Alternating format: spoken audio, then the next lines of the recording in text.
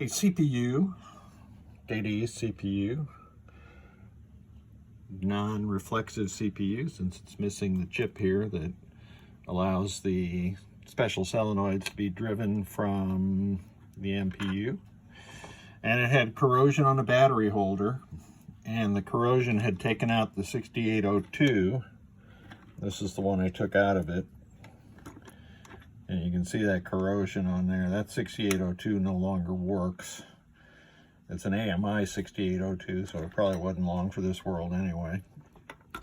But it also took out the RAM, so I have replaced that with an NV RAM. And the ROM was dead too, so I've created a new dual ROM. It used to be C5 and D5 had ROMs, so I've combined all that into a single ROM, and this Time Machine ROM, and I'll put it here where the Simpsons ROM is right now. In order to convert a board from dual ROM to single ROM, you need to move jumper J4 to position J5, which I've also done.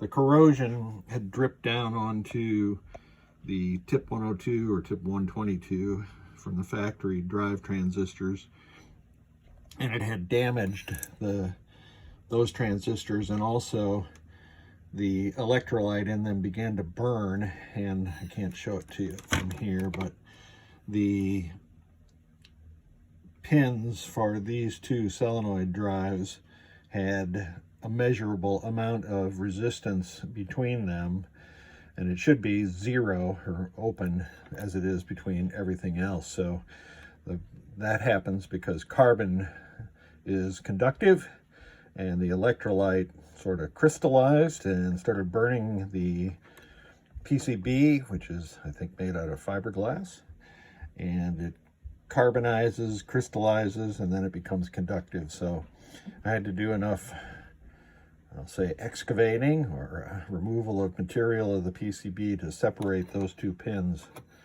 electrically so that there was no resistance between them. Somebody's done an absolute hack job of replacing this 7408.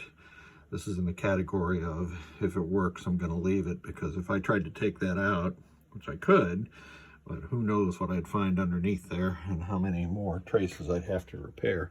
So let's boot it.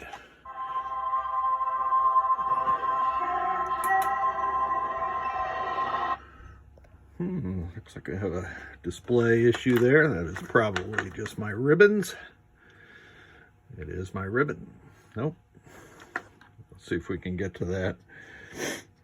All right.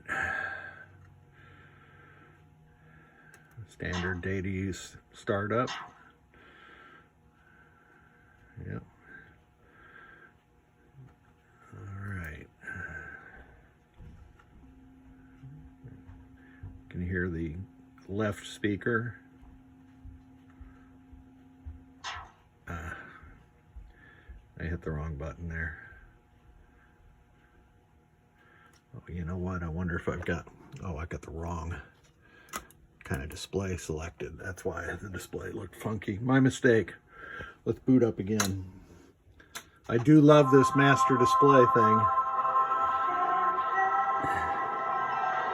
And that was my mistake. Nothing wrong with anything, except I selected the wrong kind of display. See, this display panel will accept inputs from a wide variety of kinds of displays. Let's see if I can press the right buttons this time.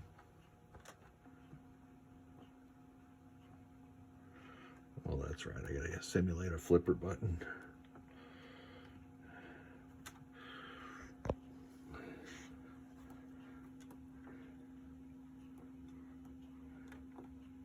Hey man, we're both underachievers.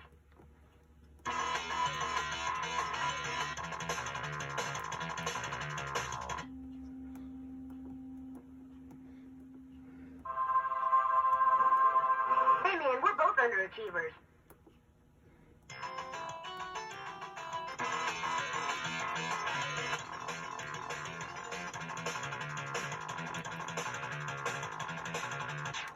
So what I am doing to select additional sounds is I have to press down column 2 and row 7 or 8. Those are the flipper buttons on Data East at the same time. I may add a button to this that connects these two automatically, so I can just go like this with Data East games.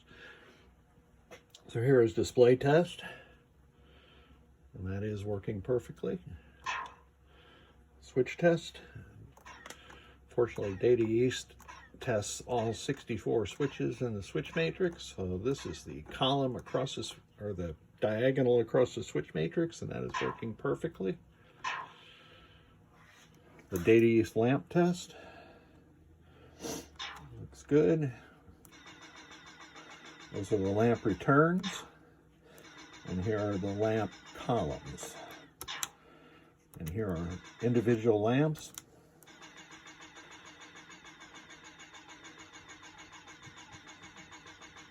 Painfully slow. If I was good enough videographer, I would speed that part up. Here's the flashers. And the next one is the coils. I have my dumbass created board set to Data East AC select relay.